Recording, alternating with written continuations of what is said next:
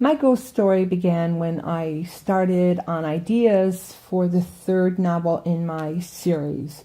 Incorporating two of my favorite things in life, I was able to write my mystery that would take place at a country inn. Having visited several in Florida, I just found myself attracted to this one particular inn in north central part of the state. So I chose that one to be the backdrop for the mystery. On embarking on the weekend jaunt to do the research, I stopped off at a video store, and the clerk had my camcorder ready, a nice new machine with a fresh battery, and we were ready to go. Off and up to the interstate, I exited the hustle bustle of everyday life, and it was such a treat to be able to go retreat to the country where there's winding roads and the old historic cemetery, moss-covered trees providing a shady canopy. And then we stopped for, in the near distance, there she was, the Herlong Mansion, a Greek revival estate circa 1845, nestled on a beautiful 2-acre lot with trees and an ivy-covered gazebo. It was just, it's magical. It's an escape. It's great. This was going to be a great weekend. Arriving inside the inn, we're greeted by our host at the time, Sonny Howard, and he gave us our key, took us into the kitchen and retrained us as to, here's the amenities, help yourself to wine, soda, whatever you like. And being that there was the tales of an alleged haunting by the inn's resident ghost by the name of Inez, and perhaps others, I proceeded to ask Sonny, so has Inez been around lately? And he's ready to answer when I saw movement out of the right corner of my eye, and I looked up on the wall where the shelf was. All of a sudden, the cup just flew off of the shelf, fell down, and hit the ground. And I was stunned. And Sonny just trotted over there, picked up the cup like, business as usual. But for me, it wasn't. No, there was a ledge, an inch high. How did that cup it couldn't have just fallen off of the shelf. It would have had to scale that inch ledge. Well, it did. Okay, things were off to a good start. So up we went to our room and not really unpacked our things, just opened a suitcase.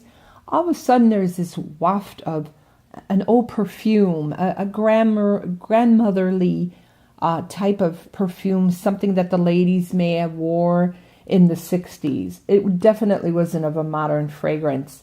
Smelled it in the air, this old lady fragrance. And there was no one else in the inn to be wearing such perfume. I certainly wasn't. And Sonny doesn't wear perfume. And we just couldn't explain it. Well, okay, and packed our goods and left, went to get something in town to eat for the night. Came back to the inn and decided to repair to the parlor with a glass of wine. And we were sitting there chit-chatting, enjoying ourselves. And I decided I wanted to go back into the kitchen and get pretzels or something. So not knowing if I would return to the parlor or just go straight to my room, I grabbed my purse, my sweater, my glass of wine, and went to the hallway just outside the kitchen, laid these things on the floor, went into the kitchen, did my snack thing, and came out, picked up my purse, my sweater. But where's my wine glass? My wine glass was gone. Went back into the parlor, asked about it. He didn't see it. I went all over the first floor looking for that glass of wine. Couldn't find it. Okay, what else? So went back up to the room, went to bed, got up early in the morning, and was greeted by Sonny with the breakfast and coffee. And he also asked, so how did you folks sleep? And I said, well, I slept okay, but I did have an instance where I lost my glass of wine. I don't know what happened to it. Did you happen to find it? And he said, oh, okay, so that's what happened. I'm like, what? He said, I found it. It was in the hallway leading to the kitchen. It was knocked over on the floor. The wine spilled all over the place, and there it lay on its side. And he kind of like, you could have picked it up type of thing. And I didn't find it. I couldn't find it. I didn't know it was sitting there. Otherwise, of course, I would have picked it up. But okay, chalk it up. That's another one for the list of strange going on. So I started doing my taping. Half hour into my recording session, the battery completely dies. It just goes to snow. It's not recording. It's just drained. So we went and plugged it in to recharge it and did a second lap. Same thing happened 20 minutes later into my recording. Drained again. This happened 3 times where the battery completely drained and it was just snow. Well, now I know, after years of hearing about research paranormal and instances, what a drained battery usually means. It's that a spirit is trying to make contact with our side and is pulling in all the juice and power and energy that it possibly can harness so that it can manifest. I chalked it up to, perhaps.